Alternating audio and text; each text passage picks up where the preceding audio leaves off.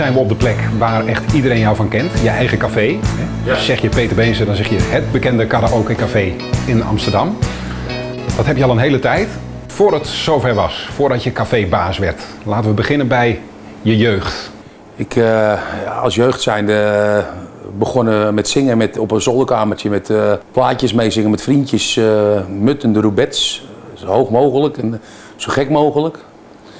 Uiteindelijk ben ik beland in een café waar ik met vriendjes ontzettend leuk vond om naar liedjes te luisteren van Bolle Jan. Dat waren dus de vieze liedjes, dat vonden we prachtig. Teksten een beetje net even schunnig, net even er tegenaan. En wij zaten daar aan de bar en we waren aan het meezingen. En toen werd er opgevallen dat ik best wel lekker kon zingen. Toen werd er gezegd van Peter, misschien moet je even met Ome Jan zelf even een liedje zingen. Ome Jan speelde accordeon. Ik zei, nou ja, liever niet. Ik heb er helemaal geen zin in. Nou, ze hebben me op een gegeven moment toch overgehaald. Nou, ik ben op een gegeven moment daar gaan staan. Ik ben gaan zingen. En dat ging eigenlijk zo leuk. Dus op een gegeven moment gaat het een beetje groeien. Dat gaat steeds een stapje verder. Andere liedjes proberen. Steeds wat uitgebreider. Dat op een gegeven moment... ik was eigenlijk wekelijks te vinden daar ook. Toen ben ik op een gegeven moment, omdat het zo leuk ging, ben ik talentenjachten mee gaan doen. En dan kwam ik onder andere in bepaalde zaken terecht, ook op het Remmelsplein hier, bij de Shorts of Londen. En in die tussentijd ging Bolle Jan ook over vanaf de Staatsliedenbuurt naar de overkant hier ook. En dat was voor mij natuurlijk een Eldorado, want hier werd overal op het Remmelsplein live gespeeld. En voor mij, ik denk als je toch een beetje aan het zingen bent, dan is het leuk om daar binnen te lopen, daar naar binnen te lopen. Nou, plus dat ik die talentenjachten deed. Dat was hartstikke leuk natuurlijk. Ik vond het helemaal top hier ook.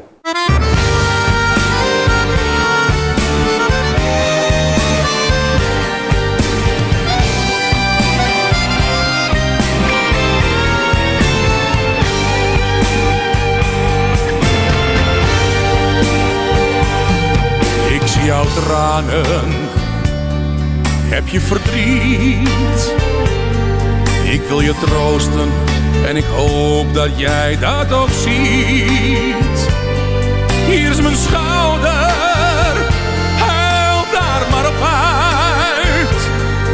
Al jouw angsten, daar komen we samen wel uit. Geef mij jouw lach, geef mij jouw traan. Geef me alles wat je hebt, dan kan ik me laten gaan. Ik doe het voor jou, maar ook voor mij. Alles geven in het leven is het best voor ons allebei.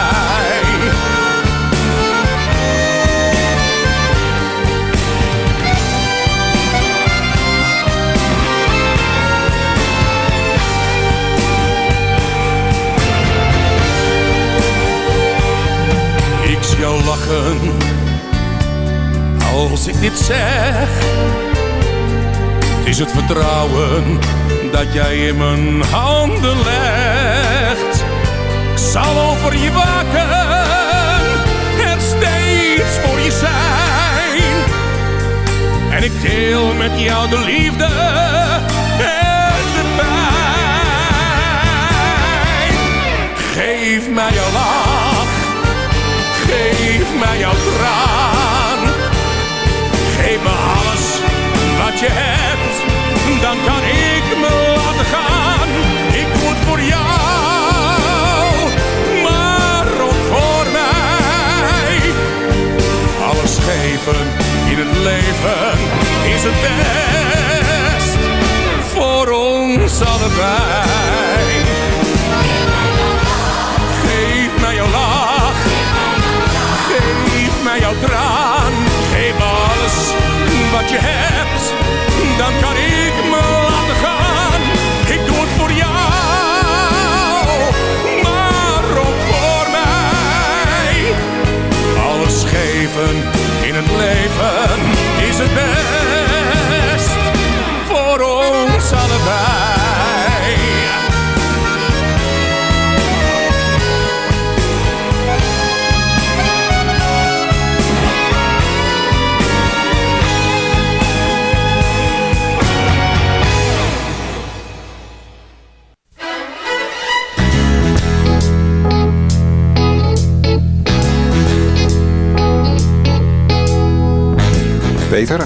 gegeven moment heb je de Amsterdamse uitgaanswereld ontdekt. En hoe heeft daar jouw muzikale carrière een beetje vorm gekregen? En toen was ik hier ook eigenlijk op het plein altijd te vinden, eigenlijk wel ieder weekend. En toen werd er gevraagd op een gegeven moment bij het Hof van Holland. Peter, we hebben ik kwam er al regelmatig om te zingen. Zou je het niet leuk vinden om hier te komen werken? Dus ja, ik zeg natuurlijk, vind ik hartstikke leuk. Maar ik bedoel, wat bedoel je met werken? Ja, dat je gaat kelderen en af en toe tussendoor een liedje zingen. Ik zeg, nou, ik ben nog nooit kelder geweest. Ik zeg, maar ja, liedjes zingen kan ik wel, dat weten jullie. Maar hij zegt, het keldervak, dat leren we je wel. Hij zegt, maar als jij maar af en toe tussendoor een liedje zingt. Want het was echt best wel enthousiast publiek altijd als ik aan het zingen was. Dus ik ben daar gaan werken. Ik heb daar 2,5 jaar gewerkt. En ik moet eerlijk zeggen, daar heb ik gewoon het vak geleerd. Ik heb daar alles meegemaakt. Je leert met mensen omgaan uit alle standen en rangen. Je leert omgaan met mensen die chagrijnig zijn, maar ook heel vrolijk zijn. Dus je moet echt, ja, ieder wat wils moet je daar leren kennen eigenlijk. En dat heb ik eigenlijk gewoon mijn vuurdoop gehad. En toen kwam er in het Hof van Holland kwam er een jongen langs. De tekstschrijver toen van mij, Ko Verraaien. En die had via de voetbalclub van mijn broertje had hij gehoord dat ik daar zong. En die zocht nog artiesten. En die kwam me luisteren bij me in de zaak. En die zei op een gegeven moment tegen mij van... Peter, hij zei, zou je het niet leuk vinden als ik een plaatje voor je ga maken? Gaan we een nummer opnemen? Ik zei, nou, ja, helemaal te gek. Ik bedoel, ik vind het, ja, ik sta ervoor open. Hij zegt, kom van de week naar me toe. Hij zegt, ik heb een leuk nummer liggen en dan gaan we kijken wat we eraan kunnen doen. Dat was 1984 of zo dat ik er naartoe ging. En hij kwam aan met het nummer Mijn donkerbruine broeder. Dat hebben we opgenomen. Toen dacht ik bij mezelf van, wat is dit voor nummer? Want het was een beetje een nummer over bruin en wit en oorlog en dit en zus en zo. En ik ben nog een vrij jonge jongen, dan begrijp je dat soort dingen minder natuurlijk. En ik ben dat nummer gaan zingen en dat werd echt best wel een leuk succes meteen in het begin.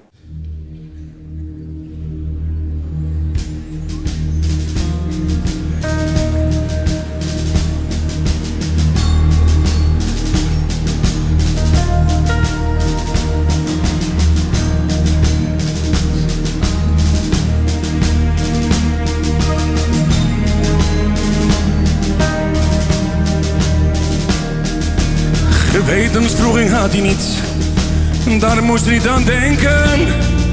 Hij vocht hier om zijn vaderland, de overwinning te schenken. Met de helm over zijn ogen, kroop hij door dat vreemde land. Maar plotseling een zachte kreun, daar in de onderkant. Daar lag gewond een jongen, misschien net 18 jaar. Met angst wegens zijn voorhoofd riep die moeder, ben je daar?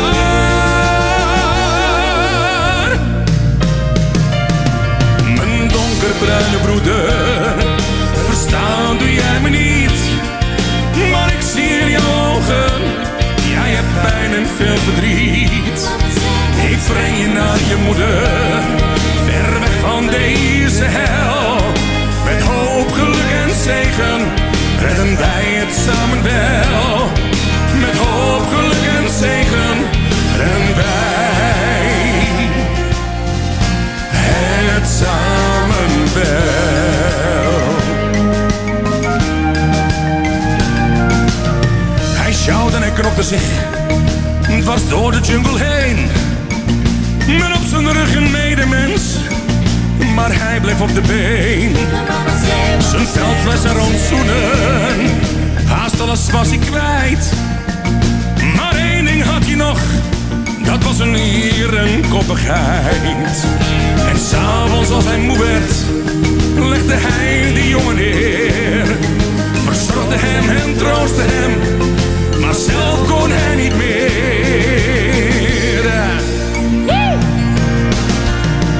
Mijn donkerbruine broeder, verstaande jij me niet?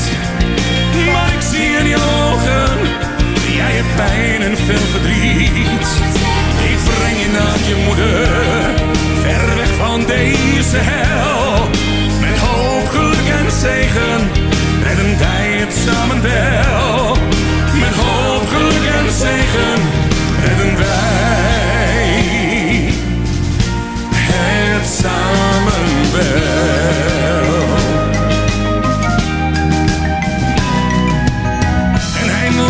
avond, het dorpje kwam in zicht.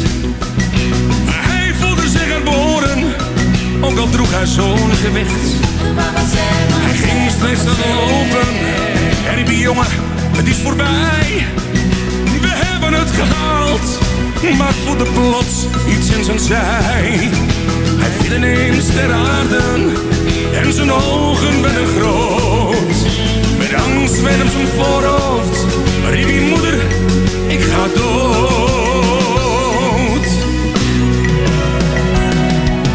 Mijn donkerbruine broeder, verstaan doe jij me niet.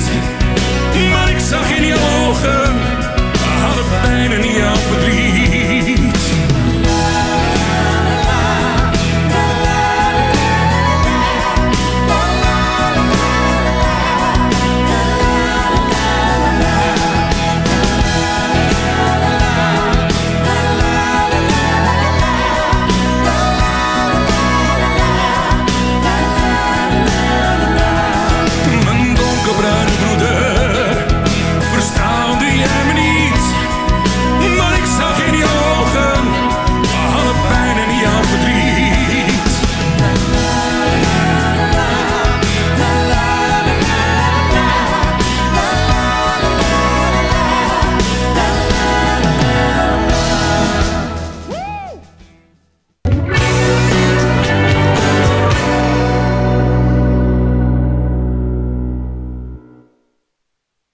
Nou Peter, je hebt dus eigenlijk een beetje een valse start gehad in de muziekwereld. Alles liep niet helemaal zoals de bedoeling was. Wat heb je daar toen aan gedaan? Ja, toen dacht ik ook wel, ik denk, ja, nu is het een punt om te beginnen aan te denken aan een vervolg. Mijn dochter was toen geboren en ik moest op een gegeven moment iets bedenken om ja, toch voor in de toekomst te kijken. Ik kon niet zomaar van de lucht leven natuurlijk. Ik had wel allerlei baantjes op een gegeven moment, deed ik. Maar ja, als ik dan op een gegeven moment toch iets wilde doen waar ik en mijn hobby en mijn geld in kon verdienen, was het toch wel een kroeg. Ik had het goede voorbeeld gehad van een Bolle Jan, onder andere. En mijn zwager had vroeger hier op het Remmelsplein een café. Café de Monico. En ja, het was een topper, altijd gezellig. Toen zegt hij tegen mij, hij zegt: Peter, hij zegt, ik wil je best wel helpen. Hij zegt, dan doe ik financieel, ga ik je helpen. We gaan even een opstart maken. Hij zegt, want je hebt toch bepaalde financiële dingen nodig, die krijg jij niet voor elkaar. Hij zegt, dan betaal je mij in een bepaalde tijd terug. Hij zegt, dan word je gewoon de eigenaar daarna. Nou ja, dat was top. Die afspraak heb ik gemaakt. En toen gingen we zoeken natuurlijk voor een café. En via iedereen wist op een gegeven moment dat ik aan het zoeken was. En toen hoorde ik dat dit te koop kwam. Nou, ik liep hier langs en ja, dat is natuurlijk... Het is het straatje waar ik eigenlijk begonnen ben. Dus ja, dat was voor mij ja, een schot in de roos.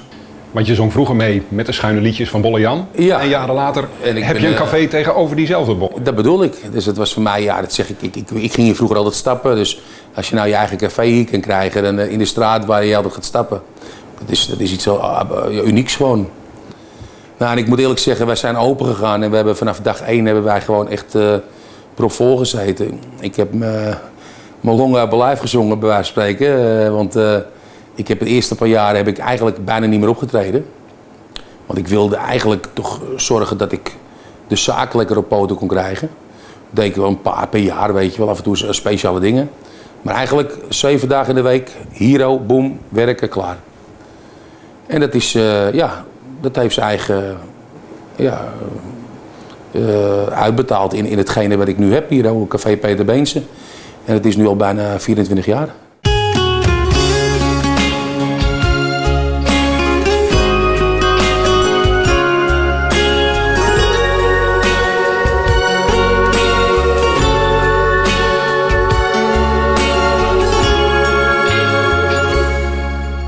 Misschien ben ik wat melancholiek, maar soms mis ik mijn kleine meid, die ik zo vaak in mijn armen hield, maar werd gestolen door de tijd. Elke keer als ik je zie, vraag ik me af of je gelukkig bent met alles wat ik gaf. Ga jij maar rustig slapen, pap, maak je om mij maar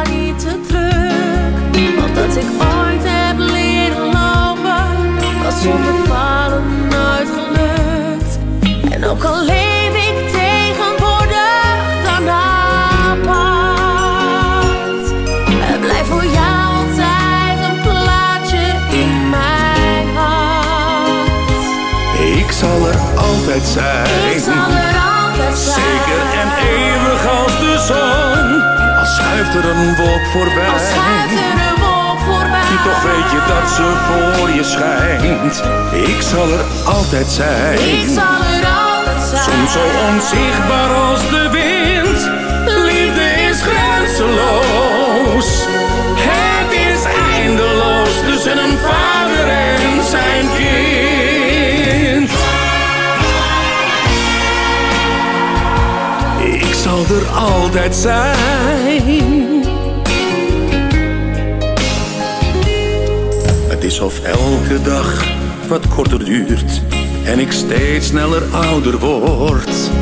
Voor alles wat ik nog met jou wil doen, kom ik een eeuw of wat tekort. Je gaf me tijd om op eigen benen te gaan staan. Dus geen minuut kans mijn vleugels uit te slaan. Ik zal er altijd zijn. Ik zal er altijd zijn. Zeker en eeuwig als de zon. Al schuift er een wolk voorbij. Al schuift er een wolk voorbij. Toch weet je dat ze voor je schijnt. Ik zal er altijd zijn. Ik zal er altijd zijn. Soms zo onzichtbaar als de wind. Liefde is grenzeloos. Het is eindeloos tussen een vader en zijn kind.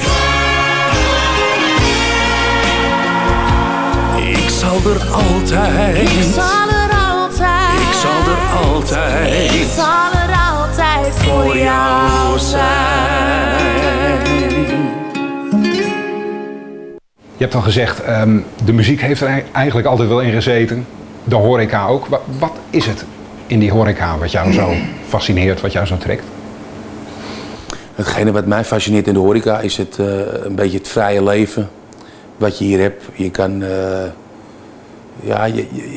je kan je ei kwijt. Ik ben iemand, ik wil me bewijzen, ik wil me presteren. En ik voelde me nooit lekker als ik een avond had gehad die niet gezellig was. Wel raar.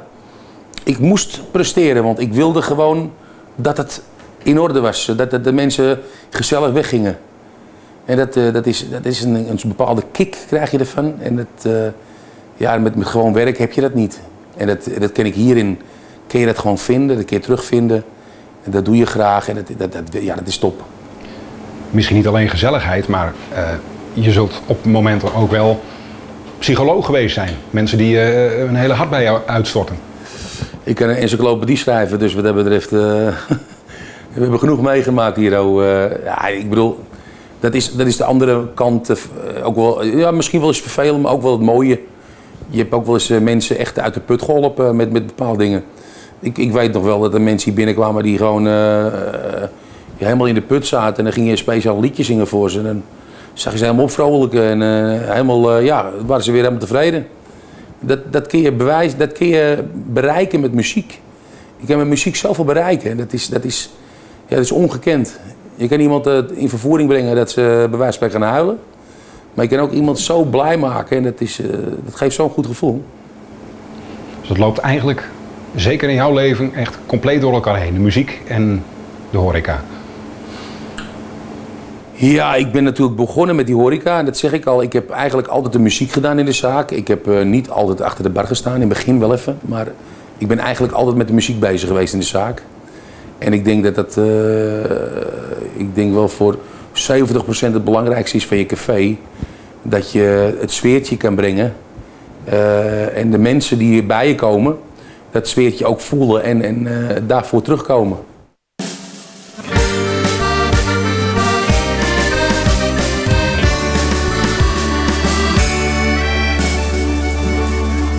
Oh, mooie stad, ik wil voor je zingen.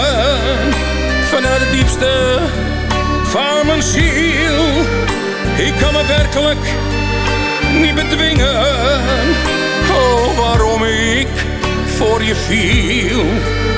Jij bent altijd in beweging. En je troost mijn grootst verdriet. In de kroegen waar ik mee zing, zing ik voor jou het hoogste lied. dag valt er wel iets te beleven. Ik ga hier altijd weer tekeer als een beest. Mijn stad heeft alles, ja dat is een gegeven. Werd hier geboren en ik geef je de geest. In deze stad, mijn lieve stad, zeg ik je dat, geniet ik het meest.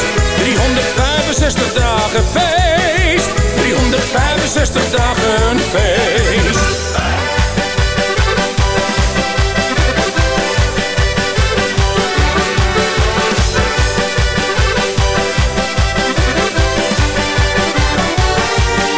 Je laat me lachen, laat me huilen, iedere dag en iedere nacht. In jouw armen kan ik schuilen en ik geniet van al jouw pracht. Van het plein tot aan de toren, tol en rol ik over straat. Aan jou heb ik mijn hart verloren, een liefde die nooit meer overgaat. Iedere dag valt er wel iets te beleven. Ik ga hier altijd weer tekeer als een beest. Mijn stad heeft alles, ja dat is een gegeven. Werd hier geboren en ik geef je de geest. In deze stad, mijn lieve schat, zeg ik je dat, geniet ik het meest. 365 dagen feest, 365 dagen feest.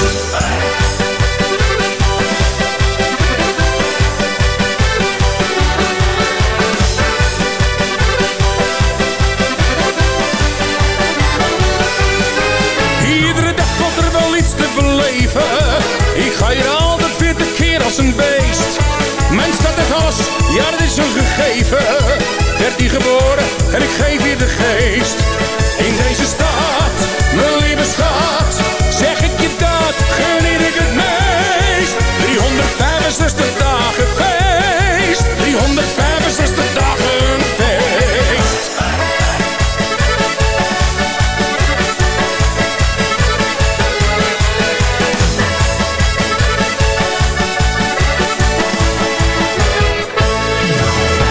Bestaat er zoiets als een Peter Beense sound, een Peter Beense liedje?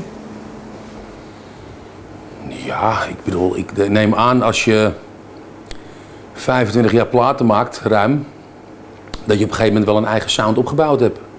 Mensen herkennen je wel en dat is ook wel een groot pluspunt. Ik heb niet een stem die echt op een ander lijkt. Dus ik heb een echt eigen stemgeluid wat dat betreft. En dat kun je toch merken dat de mensen daarop reageren. De mensen die van je houden, die weten precies als je een plaat uitbrengt, dat is een Peter Beense plaat. En dat heb ik altijd al gehad. Ik werd gelukkig, en vind ik alleen maar positief, ben ik wel eens vergeleken met een onder andere André Hazes. Nou weet ik dat Hazes niet te vervangen is, maar ik vond het altijd wel een grote eer, nogmaals, om die dingen mee te krijgen eigenlijk met je carrière. Dat je dan toch lijkt op zo'n zanger bij wijze van spreken. Qua repertoire en qua dat je stem ook een beetje gaan vergelijken daarin. Hoe kies jij je liedjes? Ik moet er wat mee hebben met die liedjes. En dat weet ik geef mijn tekstschrijvers altijd wel een beetje een richting. Van waar ik het bijvoorbeeld over wil zingen of waar ik het over wil hebben. En dan komen ze vaak toch met nummers aan. Ik ben ook iemand, ik hou van liedjes met een inhoud, met een verhaaltje. En die vind ik het mooiste. Je hebt ook wel eens feestliedjes die dan wat minder verhaal technisch goed in elkaar zitten. Maar de mooiste nummers die ik zelf heb gezongen eigenlijk, dat zijn de nummers waar eigenlijk van het begin tot het einde een heel verhaal in verteld wordt.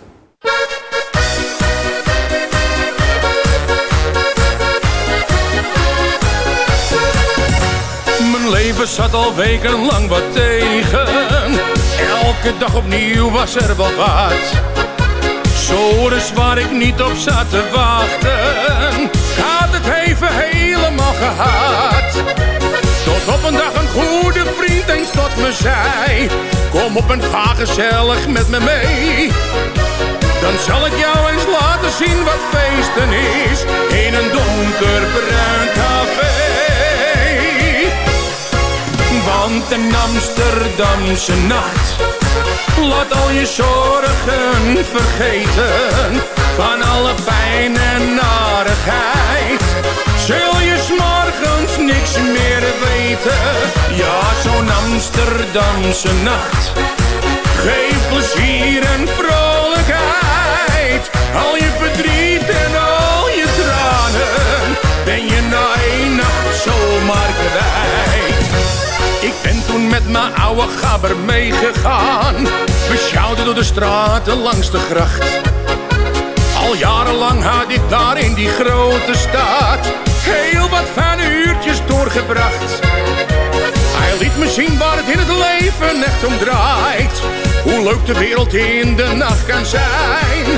En waar Abraham na 12 uur de mosterd haalt op dat mooie Rembrandtsplein. Want een Amsterdamse nacht laat al je zorgen vergeten. Van alle pijn en narigheid zul je 's morgens niks meer weten. Ja, zo'n Amsterdamse nacht geeft plezier en vrolijkheid. Al je verdriet en al je tranen ben je na 1 nacht zomaar kwijt. Wil je alles wat je tegen zit vergeten? Doe luister dan naar wat ik hier vertel. Wat je wat dan ook ter wereld toch nooit vinden zal, hebben ze hier in Mokum wel. Ja la la la la la la. Ja la la la la la la la la. Ja la la la la la la la. Ja la la la la la la la la. Ja, zo'n Amsterdamse nacht geeft plezier en vrolijkheid. Al je verdriet en al je tranen ben je na 1 nacht zomaar kwijt. Al je verdriet en al je tranen ben je na 1 nacht zomaar kwijt.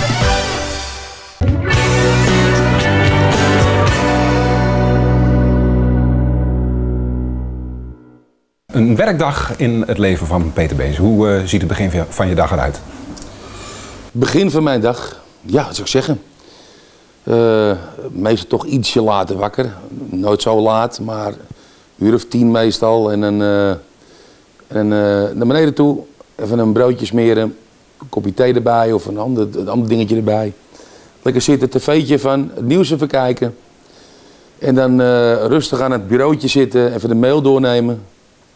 En dat is eigenlijk mijn begin van mijn dag. Lekker rustig een beetje op gang komen. Lekker rustig een beetje op gang komen, de tijd nemen. Ja, of je moet het toe druk hebben, dan heb je natuurlijk even de spanningen dat even snel alles moet gebeuren. Maar eigenlijk doe ik altijd ja, niet overhaasten, 's morgens vroeg zeker niet. En zo'n rondje computer, wat doe je dan allemaal? Je doet je eigen administratie en dat soort dingen, boekingen? Nou, weet je, administratie, je kijkt je mail na. Ik heb nou weer net een nieuwe single uit. Dan kijk je hoe het met de hitlijst is allemaal. Je gaat kijken hoe het verloopt met je single. Je krijgt je andere mailtjes binnen, je Facebook berichtjes, kijk je toch een beetje naar. Als het nodig is, doen we met de vrouw nog de boekhouding voor het café. Maar dat moet ook gebeuren natuurlijk. Dan moet bankzaken even doen. Dat zijn allemaal van die dingetjes die er tussendoor allemaal komen. En, ja, als het dan heel erg spannend is, doe ik nog een spelletje ook. Vind ik wel leuk. Wat voor spelletjes? Ik zit altijd even te kaarten, dat vind ik leuk. Lekker spelletje doen op de computer. Je hebt steeds van die tegenwoordig, van die andere spelletjes allemaal. Allemaal leuke dingetjes, weet je. Gezellig eventjes een beetje bezig zijn. En nou, dan ga je meestal een beetje klaarmaken voor de rest van de dag. En dan 's middags ja, meestal alles even in stelling brengen voor eventueel als je 's avonds moet werken.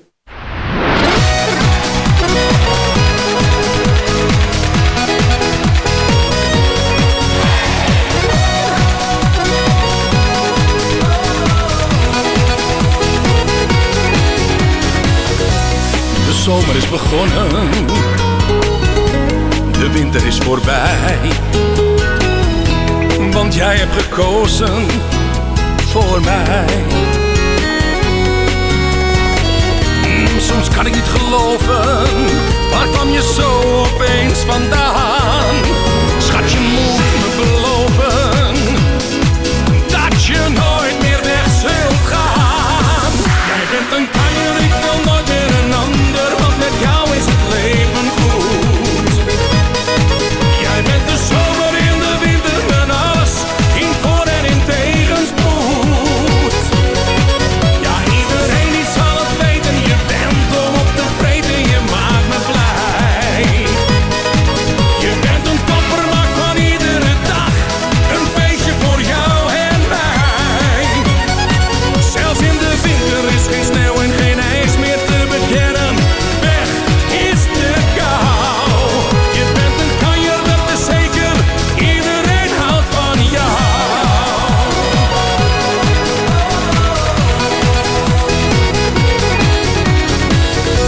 Het zit hem in je ogen,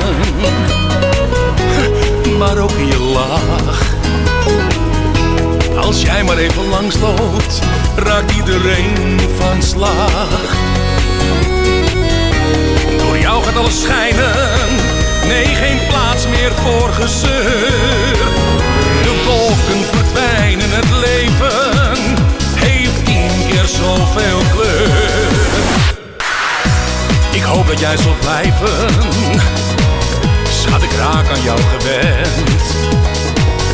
Echt, alles gaat veel beter sinds je bij me bent. Dus kom maar in mijn armen en ga nooit meer bij me weg. Hou me vast, kijk me aan, luister goed als ik tegen je zeg: jij bent een kanjer, ik wil nooit meer een ander, want met jou is het leven goed. Jij bent de zomer in de winter, mijn alles, in voor- en in tegenspoed. Ja, iedereen die zal het weten, je bent om op te vreten, je maakt me blij. Je bent een topper, maakt van iedere dag een feestje voor jou en mij. Zelfs in de winter is geen sneeuw en geen ijs meer te bekennen. Weg is de kou. Je bent een kanjer, dat is zeker. Iedereen houdt van jou.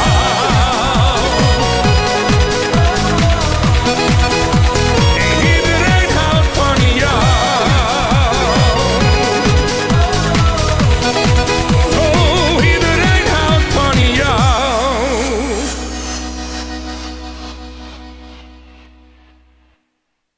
Nou Peter, we zijn hier op misschien wel het heiligste stukje grond van Amsterdam voor elke artiest.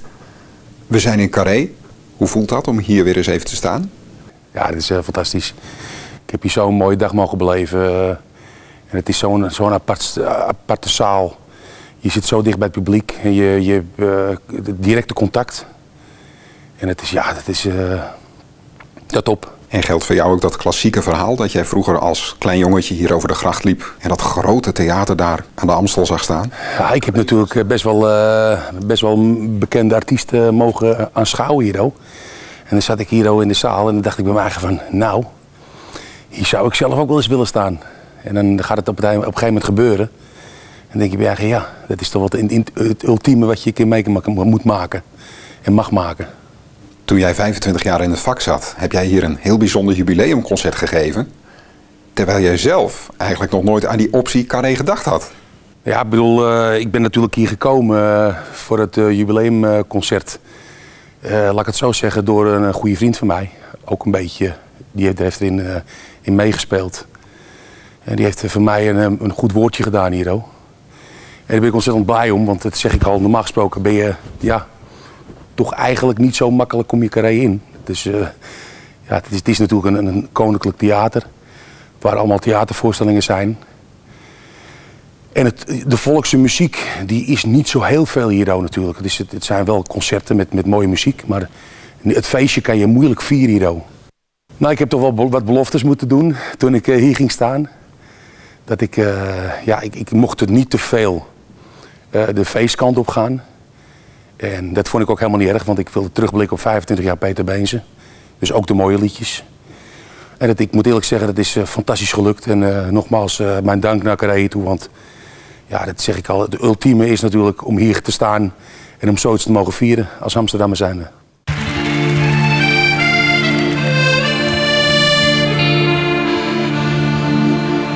Je hoort soms van die verhalen, hoe komen ze daar toch weer bij? Waar zou hij het toch van betalen? Ach, ze klussen er zeker wat bij. Soms kun je je oren niet geloven. De roddels gaan over straat, maar vaak is toch alles gelogen. Ach, je weet hoe het allemaal gaat. Ze mogen van me zeggen wat ze willen, ik trek me daar toch lekker niets van aan. Want wat ze kletsen is soms om te gillen, ik blijf mijn eigen gang te gaan.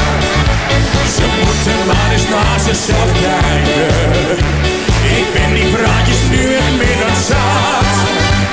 Ik laat ze lekker lullen, er is overal wel wat. Maar luister, ja. En ga je te vaak op vakantie, of staat er een nieuwe auto voor de deur? Nou, dan moet je de buren eens horen, ze kiezen het liefst nog de kleur. De buurt kent nog zo weinig vrienden, ze loeren van achter het gordijn, om te zien of ze wat van je vinden. Laat ze daar dan gelukkig mee zijn. Feestje! Ze mogen van me zeggen wat ze willen, ik trek me daar toch lekker niets van aan. Want wat ze kletsen is soms om te gillen, ik blijf mijn eigen gang te gaan. Ze moeten maar eens naar zichzelf kijken, ik ben die praatjes nu het meer dan zat. Ik laat ze lekker lullen, er is overal wel wat. Koortjes! Ze mogen van me zeggen wat ze willen, ik trek me daar toch lekker niets van aan. Want wat ze kletsen is soms om te gillen, ik blijf mijn eigen gang te gaan. Ze moeten maar eens naar zichzelf kijken, ik ben die praatjes nu echt meer dan zat. Ik laat ze lekker lullen, er is overal wel wat. Laat je horen! Ja la la la la la la la, ja la la la la la la la, ja la la la la la la. Oh lekker! Ze moeten maar eens naar zichzelf kijken, ik ben die praatjes nu echt meer dan zat. Ik laat ze lekker lullen, er is overal wel wat. Ik laat ze lekker lullen, er is overal wel wat.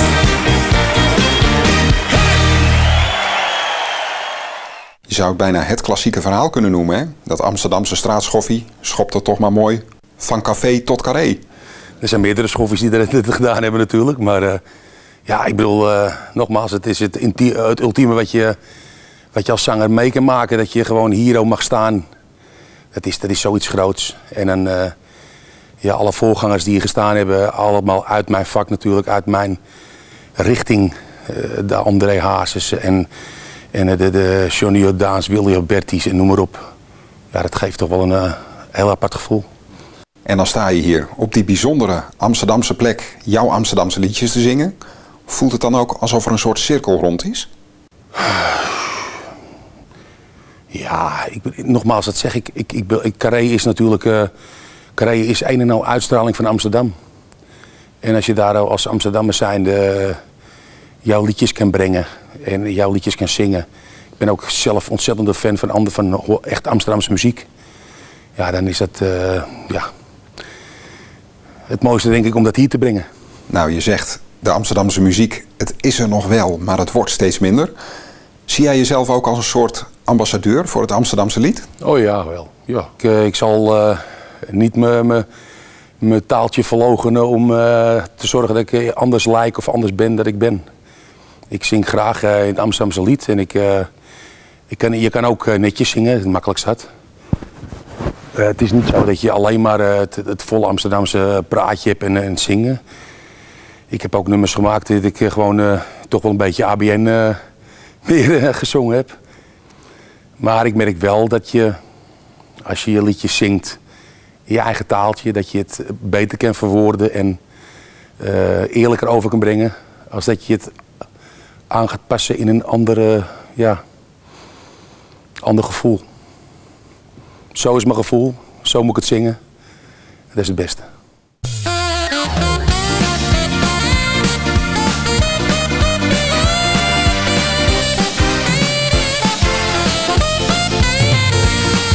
De zon staat aan de hemel en ik ben al op pad. Op weg naar het allermooiste plekje in de stad. Ik ga naar het leukste terras van heel het plein. Daar waar mijn vrienden en mijn vriendinnen zijn. De een drinkt er een borrel omdat het hem troost. De ander knikt als ik zeg jongens proost. Ik zeg je eerlijk, voel me heerlijk met een glas op dit terras. Het is te gek, een goed gesprek, nou ja, dan ben ik in mijn sas. De kastelein krijg je niet klein, die heeft altijd zijn woordje klaar. Dat zijn bier en schenkt zijn wijn en denkt ook zelf niet aan de lijn. Ik maak een grappie, drink mijn sappie, het is genieten werkelijk waar. Zeg nou eerlijk, dat is toch heerlijk, een gulle lach, een moois gebaar.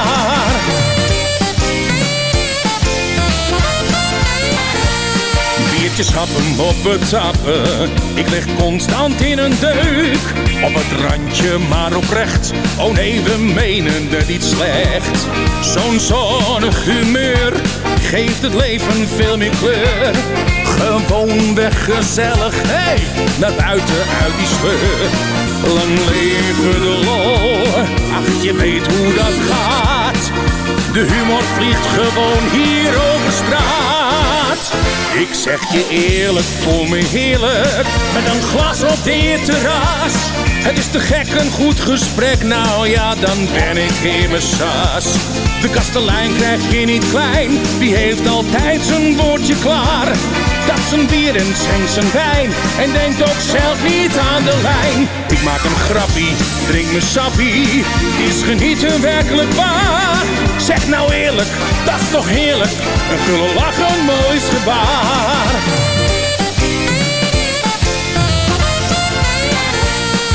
Schijnt de zon, dan ben ik om, ja dan trek ik erop uit. Tot de maan zijn gang mag gaan en ik voel handen nog een slag.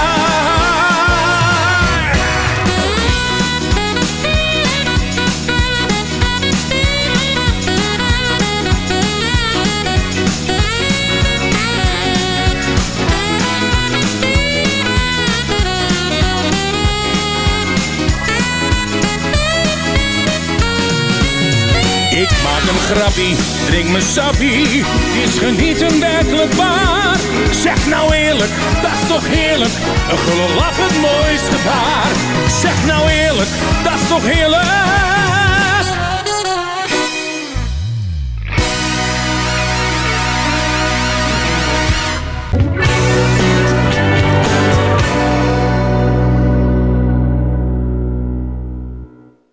Als we het over Peter Beense hebben, dan komen we natuurlijk ook niet om André Hazes heen. Die naam wordt vaak genoemd waar het over jou gaat.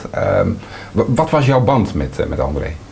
Nou, mijn band sowieso met André is natuurlijk dat ik altijd ontzettend een grote fan ben geweest. En nog steeds. Ja, je bent op afstand dan een beetje fan. En ik ben toen wel eens naar een aantal concerten geweest van hem en wat dingen gedaan. Om toch een beetje proberen het contact te krijgen. Maar dat gebeurde eigenlijk toen de tijd niet. En wat later kom je hem tegen in het land en krijg je wat meer gesprekstof met elkaar. En toen bleek dus dat hij mij al heel vroeg toch een beetje aan het volgen was.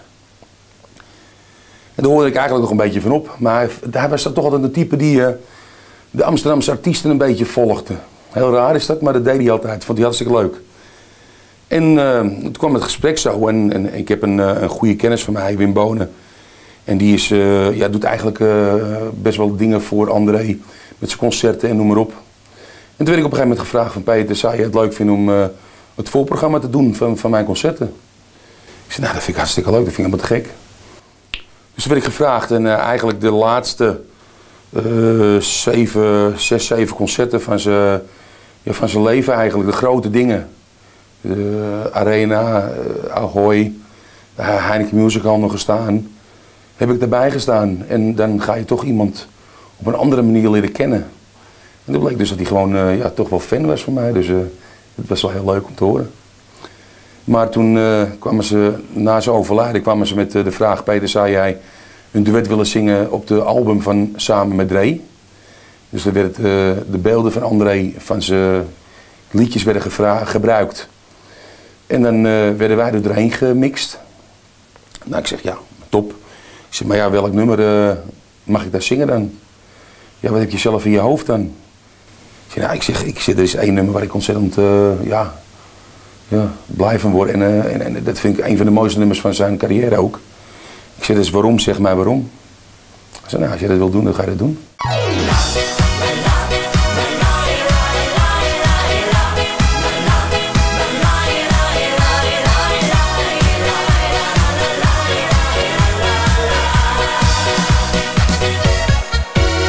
Het waren er te veel, nee praat me niet van vrouwen. De een die was te preuts, de ander niet te houden.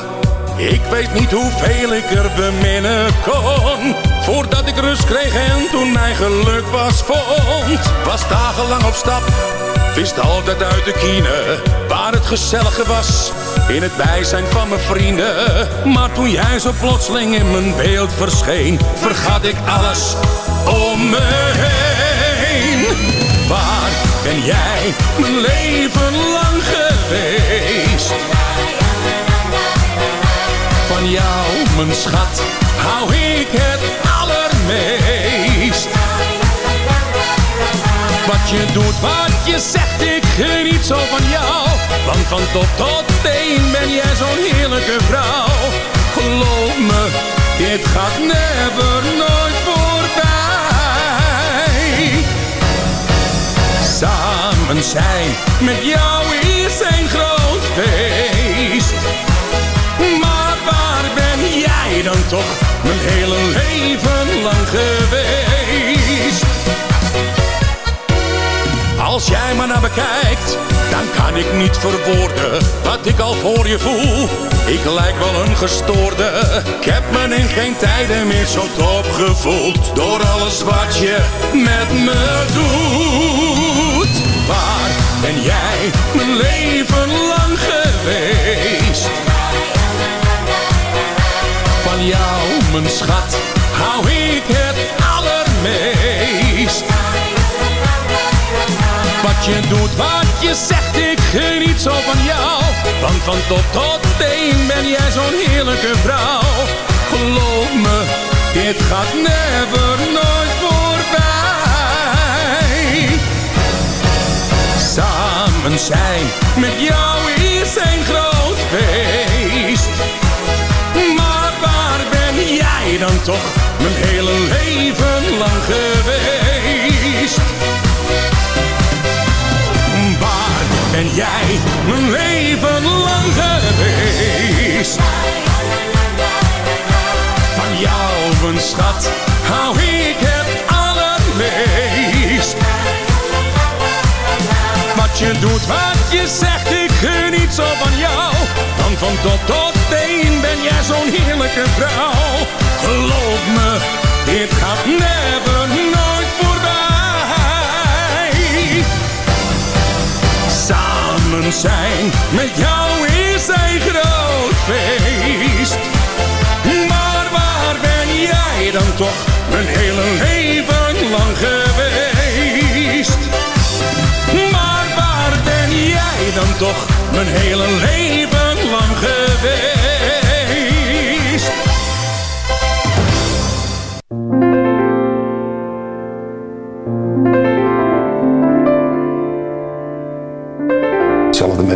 wedstrijden van André geweest. Het is, je bent helemaal down de hele dag.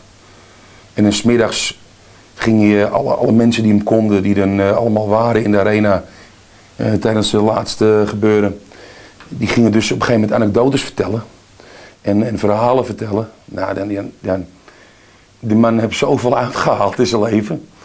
Dus dan lig je echt, we lagen 's middags gewoon helemaal dubbel van het lachen van wat hij allemaal flikte. Maar ja, dan komt 's avonds weer zo'n punt dat die kist er binnen gereden werd. Nou, iedereen was gewoon helemaal down en logisch. En het is wel een van de momenten geweest in mijn leven dat ik echt moeite heb gehad met een nummer te zingen. Ik ben blij dat ik het heb mogen doen, want het is nogmaals mijn grootste idool toch wel een beetje geweest op het Nederlandstalig gebied. Maar ja, dat zeg ik heb het liever bij levende lijf gedaan. Het heb niet mogen zijn. Ja, want die uitvaart, dat moet heel dubbel voor je geweest zijn, om daar op te treden. Ja. Heel dubbel. Ik bedoel, ja, ook al omdat je zo'n dag meemaakt van huilen en lachen. Het is zo onwerkelijk is het eigenlijk. En je kan er geen voorstelling van geven. Ik zal ook bijna nooit zingen op een begrafenis, maar dit heb ik niet willen missen. Waarom was André Hazes de grootste? Ja, ik denk als je zijn muziek opzet, dat je het zelf wel hoort.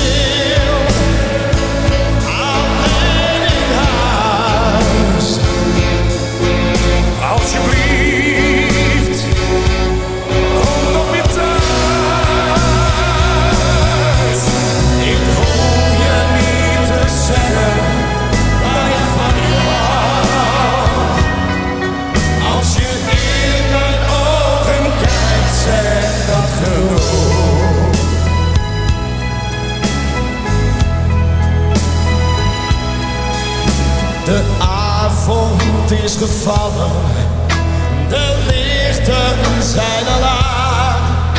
En voor me ligt alweer zo'n lange nacht. Hoe lang zal dit nog duren? Mijn ramen die beslaan. Met mijn vinger schrijf ik langzaam jouw naam. Het is koud zonder jou, maar toch blijf ik je trouw. Ik hoef je niet te zeggen dat ik van je hou. Als je in mijn ogen kijkt, zegt dat genoeg. Moet ik jou dan steeds zeggen, zal ik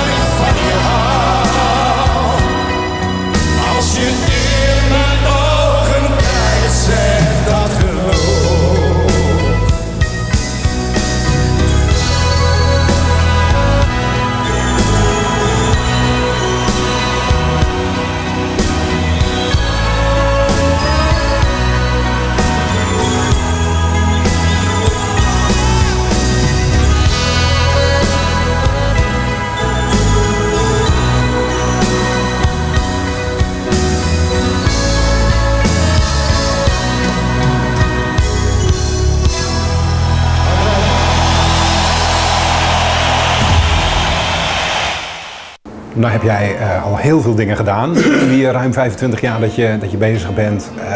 De Heineken Music Hall, Carré, gezongen op de uitvaart van André Hazes, gezongen met je dochter, met René Vroger, met Harry Slinger. Je kunt het zo gek niet bedenken, maar heb jij nog zoiets als een muzikaal verlanglijstje? Wat zou je ooit nog eens willen doen? Ik moet eerlijk zeggen, ik ben ruim 25 jaar bezig. Ik moet eerlijk zeggen, ik ben heel tevreden met hetgene wat ik al gedaan heb. En alles wat op mijn pad komt, vind ik meegenomen. Ik vind het... natuurlijk zijn er wel eens dingetjes bij dat je denkt van nou, dat zou ik ook wel eens een keer willen doen of weet ik veel wat. Ik zou best nog wel eens nog groter willen. Maar je moet het paaltje bij het perkje houden. Op een gegeven moment moet je zeggen van nou, dit is voor mij bestemd. En je weet nooit hoe een balletje rolt, maar ik ben tevreden met de dingen die ik gedaan heb en die ik nog steeds doe. Maar je hebt niet iets heel geks in je achterhoofd van ik wil, laat ik eens iets noemen, iets raars, een big band plaat uitbrengen of een Las Vegas plaat of een volle arena. Nogmaals, dat zeg ik al, een volle arena, dat zou wel te gek wezen natuurlijk. Dat zijn dingen, dat zou je wel eens een keertje voor elkaar willen krijgen. Maar nou, ik ben zo reëel genoeg om te zeggen van jongens, de dingen die ik gedaan heb, dat zijn helemaal fantastische dingen geweest en nog steeds eigenlijk. Want ik wil volgend jaar, zit ik dan waarschijnlijk 30 jaar in het vak. En dus eind volgend jaar, begin het jaar erop. En daar wil ik ook weer een concert aan verbinden. En dat zijn dingen, daar kijk ik naar uit. En dan, dat zijn de plannen voor mij. En als ik dat kan verwezenlijken, dan ben ik al een koning te rijk. Ik bedoel, ik zou ervoor tekenen om het zo te blijven doen zoals ik nu doe. Want dat bevalt me prima.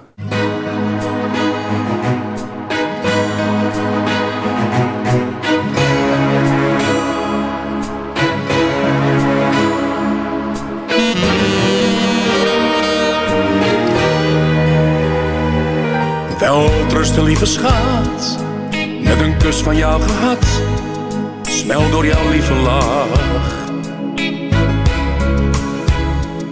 Ik weet nog hoe het koekje smaakt, je had een tekening gemaakt, want het was Vaderdag.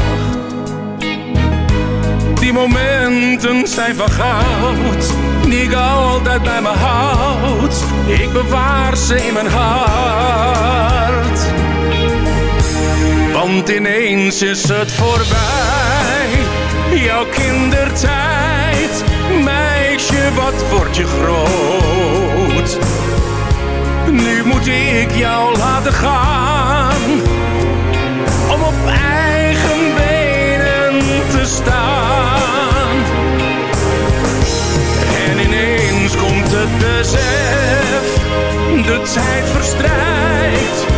Dan vlieg je uit, want jij voelt je vrij. Het gaat beginnen, maar jij blijft diep van binnen. Het mooiste deel van mij. Ongelooflijk trots op jou, jij mooie jonge vrouw. Toch voel ik ook verdriet. Van jou en niet hier bij mij, van vertrekken van toen jij een leegte achterliet. Je denkt vast nog wel eens terug, paardje rijden op mijn rug. Oh, wat gaat de tijd toch vlug. Want ineens is het voorbij, jouw kindertijd. Meisje, wat word je groot. Nu moet ik jou laten gaan, om op eigen benen te staan. En ineens komt het besef, de tijd verstrijkt. Dan vlieg je uit, want jij voelt je vrij. Het gaat beginnen, maar jij blijft diep van binnen. Het mooiste deel van mij.